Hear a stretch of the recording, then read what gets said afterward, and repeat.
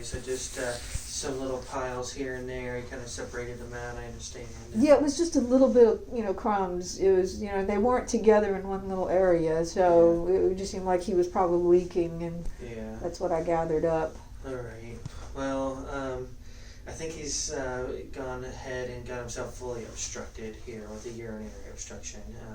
His bladder is probably baseball size and fairly hard. So I think the straining, he's probably had just like a partial obstruction. For a while now, you think? Yeah, maybe for the last day or so, and maybe developed as some cystitis or urinary tract infection, and then all that debris in there is just finally fully plugged him up with some mucus or a crystal or something like that. Okay. So, black cats, male cats here, and we see them on almost a daily basis. Yeah, I've been here with one that was almost dead. He was an outside cat, crawled under our house. We couldn't find him for 3 days, so he was on the last day when we brought him, and y'all saved him. So, what are we doing from Mr. Houdini? Yeah. So this is something that's probably going to require hospitalization. What we'll do first is sedate him and pass a urinary catheter up his penis to dislodge what's there. And then we'll leave him here in the hospital on high rates of IV fluids to stimulate excessive urine production to try and help flush out all that debris out of his bladder. Some of these cats I unblock and their urine coming out is just straight blood, which it seems like he caught it pretty quickly, so I'm not anticipating that, but there may be some debris in there like mucus and white blood cells. We'll take an x-ray and make sure there's not actual stones that have developed in his bladder, which that would then require a surgery. He felt so soft though. He felt pliable when we squeezed on him. Yeah, it's not right now. And I tried to squeeze it and express it, and he let out a yowl like it hurt. And like I said, it's baseball size. Really? Huh. Yeah. I don't know. Maybe I'm feeling him wrong. I guess I don't know how to feel the bladder. Yeah, it's up there kind of, good ways, and he's pretty guarded with it too, because I think it hurts.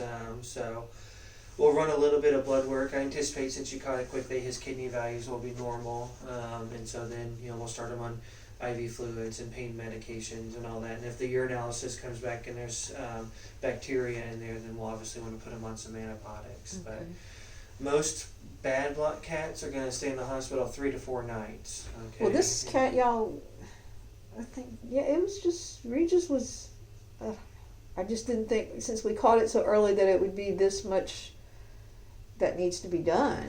Yeah, and so since you caught it early, I'm not anticipating the 3 to 4 nights. Okay.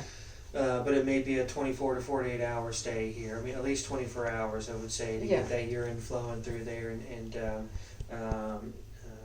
get that all that debris out. Okay. So that's what we can start with, maybe like a 24 to 36 hour estimate. Do we have to wait on the? Can we wait on the X-ray? Whatever is the that we could take off the bill, the final bill. That if we can't figure stuff out, then do the X-ray, or if he doesn't express or whatever it's called or release. The X-ray is going to be important. So we usually place the urinary catheter, and then we take an X-ray afterwards to make sure the urinary catheter is the appropriate length and in the correct position. But with that, we also get an X-ray of the bladder to make sure there's no stones. Okay. So it didn't rupture though. His bladder didn't. Oh no. Okay. Yeah. He's otherwise really healthy.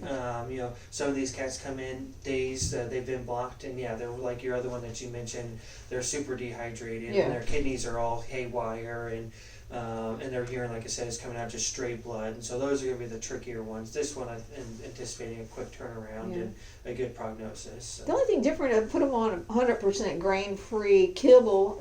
He's eating half kibble, half moist with water mixture. Sure. Okay. So that's the only thing different. So it's a grain-free kibble mixed with wet food. Would that have been the thing that triggered it, you think? Possibly, yeah. So diet's going to be the main thing that predisposes him to this. And going forward, we will send you home with a prescription for a prescription urinary health diet that he needs to eat exclusively. Like he can't hunt and kill mice. He can't have. Right, he's an inside cat exclusively. Yeah. So that diet is specifically formulated to keep the urine environment less favorable. For bacteria to form and crystals to form and all that kind of stuff. And so. And the grain-free, cats are going to be more protein wanting, so that may have altered kind of the pH in there a little bit. So, what have you? Let me go crunch out some numbers and see what we're looking at specifically. So, all right, thanks. All right, no problem. Okay.